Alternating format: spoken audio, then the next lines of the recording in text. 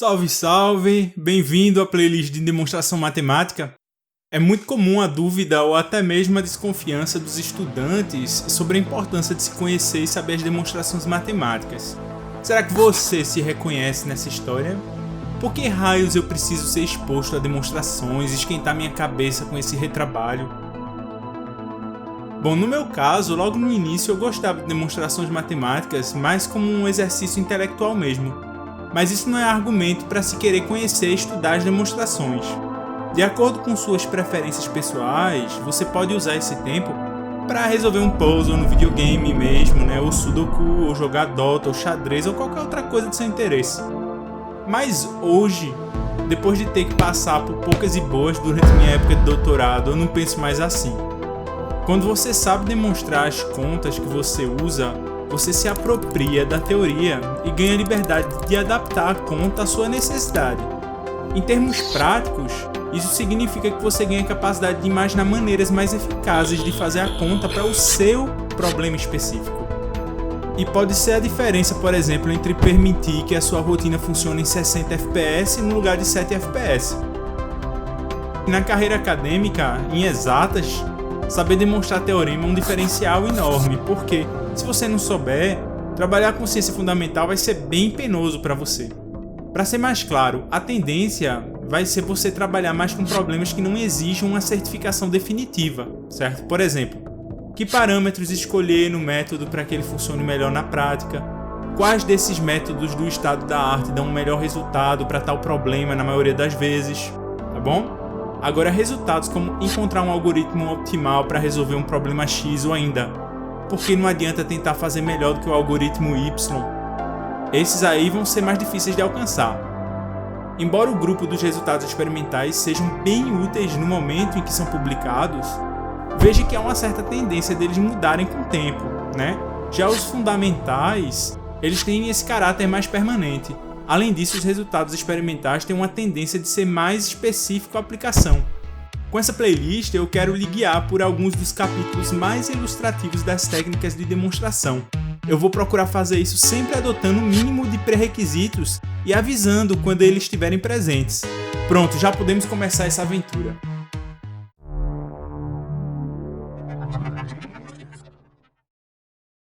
Pessoal, vamos procurar entender aqui o que é uma proposição com exemplos. Seguem exemplos de proposições válidas. 0 pertence aos naturais, 1 mais 1 é igual a 2, 0 igual a 1, tá? Essas três sentenças são proposições. O que elas têm em comum? Primeiro, você consegue entender o que elas querem dizer. Segundo, nenhuma delas é ambígua. E terceiro, cada uma delas corresponde ou a verdadeiro ou a falso. É a lei do terceiro excluído. A proposição só pode ser verdadeira ou falsa. Basicamente, uma proposição é uma sentença com essas três propriedades. É claro que existe definição mais precisa e sofisticada, certo? Mas não traria benefícios didáticos à apresentação mais completa nesse momento. Vamos ver alguns exemplos de não proposição para ficar mais claro. Em virtual avatar, embaixo o glossário. Essa daí é sem significado. Uma proposição precisa ser bem formada, tem que ter um significado, tá bom? Eu sou mentiroso. Se a gente assumir que ser mentiroso significa sempre mentir, essa daí é autocontraditória, não pode. Deixa eu explicar. Se a gente assumir que você não é mentiroso, então na realidade você é mentiroso sim, já que na própria proposição consta que você é mentiroso, entraríamos numa contradição. Já se você for mentiroso, não estaria mentindo ao dizer que é mentiroso, contradizendo o fato de ser mentiroso. Tá? Então é autocontraditória, não pode. Um outro exemplo. Sasuke é mais fraco que Itachi. Analisando o cerne dessa sentença, podemos dizer que isso é uma opinião e não admite um simples VOF. Tem gente que vai achar Sasuke mais fraco que Itachi e gente que curiosamente vai achar Itachi mais fraco que Sasuke. Há argumentos para defender as duas, tá bom? X é primo. Essa daí não é uma proposição porque tem uma variável livre, ou seja, não tem significado. Se você acoplar com para todo x pertencente ao conjunto 3, 5, 7, x é primo, aí muda de figura, porque o x deixa de ser uma variável livre. Mas vamos ver isso na sequência, tá? Uma proposição com uma variável livre, na realidade, é o que a gente chama de função proposicional, e não uma proposição propriamente dita. Nesse vídeo, vamos ver vários termos no âmbito das demonstrações matemáticas, tá? Então, vamos incluir agora mais alguns no nosso repertório. Uma proposição, quando verdadeira, pode ser um teorema, se é um resultado almejado por você, em geral com alguma importância, mas isso é relativo. Lema, quando é um resultado intermediário para chegar num teorema. Corolário, quando é um novo resultado interessante que encontramos a partir de um teorema. Aqui, tanto esse novo quanto o interessante são relativos, certo? Formalmente, basta que você chegue nele a partir de um certo teorema. Finalmente, quando uma proposição é falsa, ela também ganha esse apelido de absurdo. Em geral, a gente usa letras minúsculas para representar proposições, tipo P, Q, R, como mostrado na tela.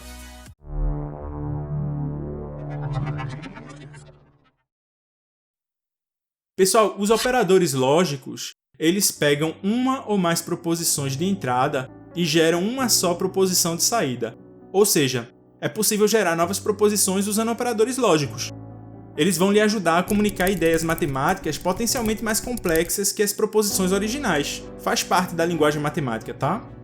A gente diz que um operador é unário quando ele pega uma só proposição de entrada e binário quando pega duas proposições de entrada.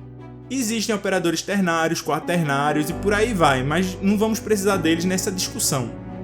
No entanto, os próprios operadores unários e binários podem ser combinados para pegar mais de duas proposições de entrada e deixar a situação tão complexa quanto você precisar. Observe que, como as possibilidades para cada proposição é apenas verdadeiro ou falso, o conjunto de todas as entradas para uma proposição é 2, para duas proposições é 4, para 3 proposições é 8, ou seja, para n proposições é 2 elevado a n. Além disso, como cada operador corresponde a uma única proposição resultante, só podemos ter um resultado no final para cada combinação de VOF de entrada. Mais precisamente, ou o resultado é V, ou o resultado é F. Essa história nos remete a uma ideia bem interessante que é a da tabela verdade. A tabela verdade pode servir para você definir um operador. Mas antes, deixa eu reforçar que uma proposição é uma constante, ok? Pode ter um texto longo, mas no final ou é um V ou é um F.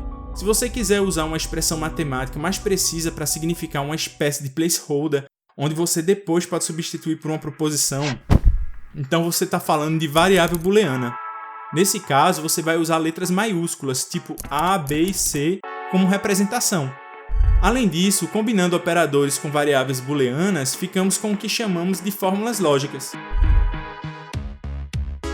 Agora sim, você organiza nas n primeiras colunas cada uma das n variáveis booleanas e então a última coluna fica reservada para o resultado da fórmula lógica. Em seguida, para cada linha você coloca uma possível entrada distinta para suas variáveis booleanas. Finalmente, você coloca o resultado da operação na última célula correspondente à última coluna. Por exemplo, um operador binário poderia ser definido como uma tabela verdade constando 4 linhas correspondentes às 4 combinações de VOF possíveis e 3 colunas correspondentes a 2 variáveis mais um resultado. Além disso, talvez adicionar uma primeira linha não seja uma má ideia para deixar a tabela mais lisível com as variáveis booleanas e o operador lógico. Uma pergunta para vocês agora. Quantos operadores lógicos enários distintos existem? Vou dar uma pausa para vocês pensarem, se precisar pausar mais, aí vocês pausam aí, tá bom? A resposta é 2 elevado a 2 elevado a n. Sim, como temos 2 elevado a n linhas para um operador enário, basta mudar um resultado que o operador enário já não é mais o mesmo. Contando todas as possíveis sequências de VOF de tamanho 2 elevado a n, ficamos com 2 elevado a 2 elevado a n. Vamos ver vários operadores importantes agora. O operador negação é um operador unário que pega uma proposição e retorna exatamente o contrário dessa proposição, justamente negando-a. Por exemplo, se a gente usar a proposição x pertence aos naturais, aplicando o operador negação, vamos ficar com a proposição x não pertence aos naturais. Em termos de símbolo, a gente pode usar esse aí, certo? Mas tem outros, como por exemplo esse aí. A tabela verdade correspondente a esse operador é bem simples, veja. Se A for verdadeiro, então não A é falso. E se A for falso, não A é verdadeiro. O operador AND ou operador I em português é um operador binário que pega duas proposições e só retorna verdadeiro quando as duas proposições são verdadeiras. Por exemplo, 2 é primo e 2 é par é verdadeiro, já que ambas as proposições são verdadeiras, ou seja, 2 é um número primo par. Por outro lado, 3 é primo e 3 é par é falso, porque apesar de 3 ser primo, não é par. E para o retorno ser verdadeiro, no caso do operador I, ambas as proposições precisam ser verdadeiras. A tabela verdade correspondente a esse operador é assim: se A for verdadeiro e B for verdadeiro, então A e B é verdadeiro. Se A for verdadeiro e B for falso, então A e B é falso. Se A for falso e B for verdadeiro, então A e B é falso. E se A for falso e B for falso, então A e B é falso. O operador OR ou operador OU é um operador binário que pega duas proposições e só retorna falso quando as duas proposições forem falsas. Por exemplo, 3 é primo ou 3 é par é verdadeiro, já que apesar de 3 não ser par, 3 é primo, e então pelo menos uma das duas proposições é verdadeira. Por outro lado, 2 é menor que 1 ou 1 é menor que 0 é falso, já que ambas as proposições são falsas. A tabela verdade correspondente a esse operador é assim: se A for verdadeiro e B for verdadeiro, então A ou B é verdadeiro. Se A for verdadeiro e B for falso, então A ou B é verdadeiro. Se A for falso e B for verdadeiro, então A ou B é verdadeiro. E se A for falso e B for falso, então A ou B é falso. O operador SHOR, ou operador OU exclusivo, é um operador binário que pega duas proposições e retorna verdadeiro somente quando apenas uma das duas proposições for verdadeira. Ou seja, não admite que duas proposições sejam verdadeiras ao mesmo tempo, ou ainda que ambas sejam falsas. Por exemplo, 7 é par, SHOR 7 é ímpar. É verdadeiro, já que apenas uma das duas é verdadeira. Inclusive, para qualquer variável booleana A SHOR não A é verdadeiro, independentemente do valor que você use para A. Quando isso acontece para alguma fórmula lógica, chamamos a fórmula de tautologia, tá bom? É uma fórmula tautológica. Será que vocês poderiam me dar um outro exemplo de tautologia? Que tal a lei do terceiro excluído, que pode ser representada pela fórmula lógica A ou não A? Sempre vai dar verdadeiro. A tabela verdade correspondente ao operador SHOR é assim: se A for verdadeiro e B for verdadeiro, então A SHOR B é falso. Se A for verdadeiro e B for falso, então A SHOR B é verdadeiro. Se A for falso e B for verdadeiro, então A SHOR B é verdadeiro. E se A for falso e B for falso, então A SHOR B é falso. O operador implica é um operador binário que pega duas proposições e retorna falso apenas quando a primeira é verdadeira e a segunda é falsa. Em outras palavras, significa que se a primeira proposição é verdadeira, então a segunda é obrigatoriamente verdadeira, caso contrário, a implicação é falsa. Por exemplo, a proposição 8 é divisível por 2 implica 8 não é primo, é verdadeira, pois tanto 8 é divisível por 2 quanto 8 não é primo correspondem a proposições verdadeiras. Uma outra implicação verdadeira seria 0 igual a 1 implica 0 igual a 2. A primeira proposição sendo falsa, não há mais restrição na segunda proposição. O falso implica qualquer coisa. É normal isso, já que se você parte de um absurdo, você pode chegar à conclusão que você bem entender, né? Um outro exemplo é 7 é primo implica 14 é primo. Nesse caso, essa proposição é falsa, já que em 7 sendo realmente primo, a gente deveria chegar numa conclusão verdadeira. Porém, não foi isso que aconteceu, já que 14 de fato não é primo, levando a proposição 14 é primo a ser falsa, né? Esse primeiro argumento do operador implica é chamado de premissa. A tabela verdade correspondente ao operador implica é assim: se A for verdadeiro e B for verdadeiro, então A implica B é verdadeiro. Se A for verdadeiro e B for falso, então A implica B é falso. Se A for falso e B for verdadeiro, então A implica B é verdadeiro. E se A for falso e B for falso, então A implica B é verdadeiro. O operador equivalente, ou se somente se, é um operador binário que pega duas proposições e retorna verdadeiro quando as duas proposições na entrada têm o mesmo valor booleano, ou seja, são literalmente equivalentes.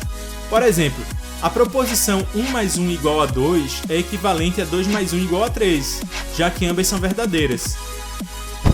Já 1 mais 1 igual a 2 não é equivalente a 2 mais 2 igual a 5, já que a primeira é verdadeira e a segunda é falsa. Um outro exemplo é a proposição 0 igual a 1 é equivalente a 1 igual a 2, que é verdadeira, já que ambas as proposições são falsas.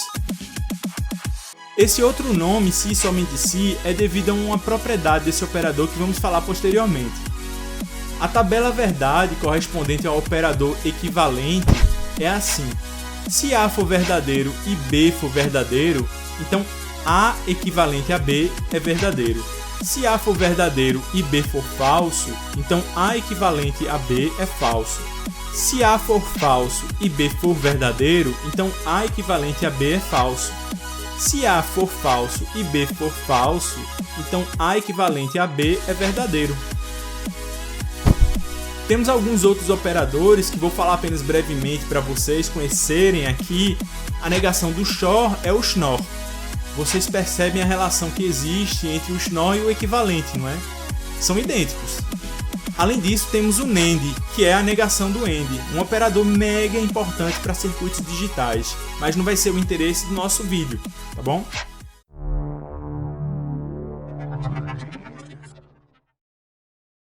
Os quantificadores lógicos correspondem ao para todo, tem esse símbolo aí, e ao existe, com esse outro símbolo aí.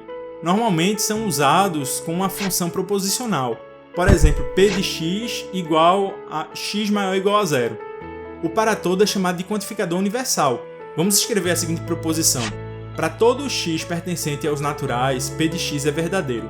Substituindo p de x, ficamos com para todo x pertencente aos naturais, x é maior ou igual a zero. Ela é equivalente a 0 maior ou igual a zero, end 1 maior ou igual a zero, end 2 maior ou igual a zero e por aí vai. Trata-se de uma proposição verdadeira.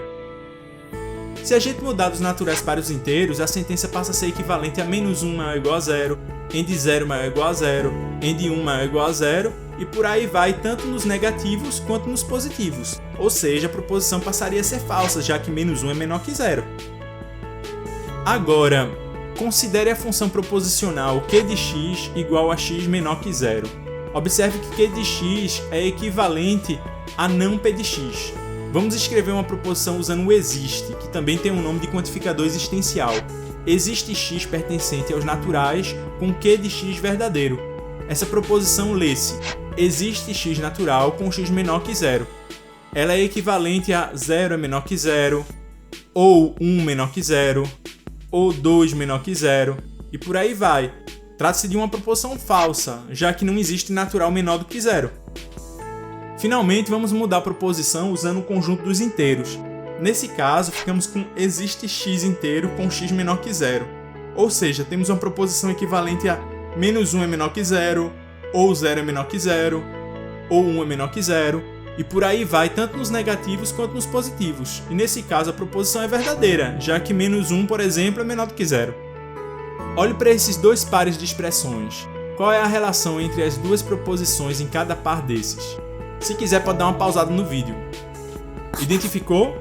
Uma proposição é a negação da outra. No primeiro par, a proposição de cima é verdadeira e a de baixo é falsa. Já no segundo par, a proposição de cima é falsa e a de baixo é verdadeira. Vamos substituir o q de x pela função proposicional equivalente não p de x. Observe agora como ficou. Aí estão as formas de negação dos quantificadores lógicos, tá? Mais precisamente, não para todo x pertencente a x p de x é equivalente a existe x pertencente a x com não p de x. Além disso, não existe x pertencente a x com p de x é equivalente a para todo x pertencente a x não p de x.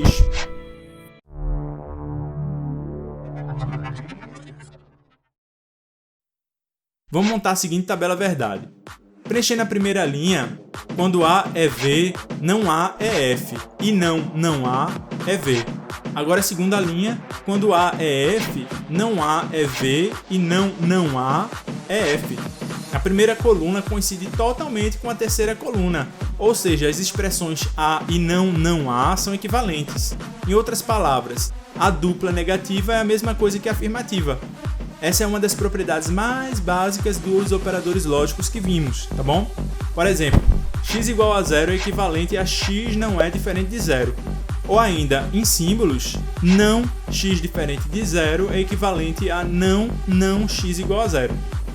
O método que usamos para demonstrar é o método da tabela verdade. Basicamente é um método usando força bruta, onde avaliamos a equivalência entre duas expressões, verificando se, para todas as entradas possíveis, as saídas correspondentes de ambas as expressões são idênticas.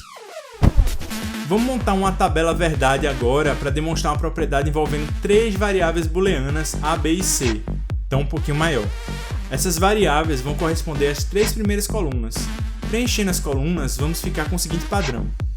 As duas fórmulas lógicas que nos interessam vão ficar nas últimas colunas, e são A e B ou C, e A e B ou A e C. Vamos preencher as colunas. Então, se A verdadeiro, B verdadeiro e C verdadeiro, A e B ou C é verdadeiro, e A e B ou A e C é verdadeiro. Se A verdadeiro, B verdadeiro e C falso, A e B ou C é verdadeiro, e A e B ou A e C é verdadeiro. E assim a gente vai continuando, tá? Fazendo isso para cada uma das linhas e descobrindo qual é o valor que a gente tem em cada uma dessas células que faltam, tá bom? As duas colunas coincidem perfeitamente no final, assim as duas expressões são equivalentes. Essa propriedade chama-se distributividade. Para obter esse tipo de propriedade é só ter um pouquinho de paciência mesmo e preencher essas tabelas. Como envolvem poucas variáveis, não chega a ser tão penoso. Uma série de propriedades podem ser obtidas sem nenhum mistério com esse mesmo método. Eu não vou repetir esse procedimento para cada uma delas, senão o vídeo iria ficar muito longo e repetitivo. Mas se vocês acharem que precisa de mais algum exemplo, deixem nos comentários que eu ajudo, colocando um vídeo com mais exemplos. Entretanto, eu certamente vou listá-las e categorizá-las aqui, tá, para vocês. Não são todas as propriedades que existem na face da Terra, naturalmente, mas são as mais importantes para a nossa discussão. Primeiramente, temos a dupla negação, que a gente já viu. Em seguida, temos a comutatividade. P e Q é equivalente a Q e P, e P ou Q é equivalente a Q ou P. Também temos a associatividade, ou seja, a gente pode trocar os parênteses de lugar quando for resolver expressões que usam só AND ou usam só OR, tá? Que o resultado vai ser o mesmo. Temos também a distributividade, que já vimos como exemplo do uso do método da tabela verdade, relacionando o operador AND e o operador OR, né? Mais precisamente, P e Q ou R é igual a P e Q ou P e R, ou ainda P ou Q e R é igual a P ou Q e P ou R. Temos a transitividade do operador implica, ou seja, P implica Q sendo verdade e Q implica R sendo verdade, P implica R vai ser verdade também. Além disso, se a gente tem P implica Q e Q implica P, temos a equivalência entre P e Q, certo? Por isso que o operador equivalente tem esse nome de se e somente se, tem as duas direções. Muitas vezes chamamos a primeira implicação de ida e a segunda implicação de volta.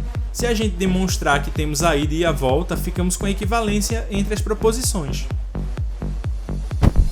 Temos as leis de De Morgan, não P ou Q é igual a não P e não Q. Não P e Q é igual a não P ou não Q. Usando a dupla negação, também ganhamos essas duas outras formas que aparecem na tela, certo? Agora, com esses elementos básicos, vamos poder falar de técnicas básicas de demonstração. Eu conto no próximo vídeo expor várias dessas técnicas de maneira mais geral, em exemplos bem básicos, apenas para que você entenda como funciona, tá bom? Em seguida, vou começar a fazer vídeos com exemplos de uso em vários problemas interessantes e disponibilizar o código-fonte quando for o caso. Além disso, pessoal, qualquer dúvida que surgir nos vídeos pode perguntar nos comentários, tá? Que assim que der eu respondo. E se você gostar do material ou da ideia do canal em si, tem 3 maneiras de você apoiar o canal e ajudar a crescer, se for do seu interesse, né? Você pode dar like, pode se inscrever no canal e pode compartilhar. Se você chegou até aqui, muito obrigado pelo interesse e até o próximo vídeo. Tudo de bom!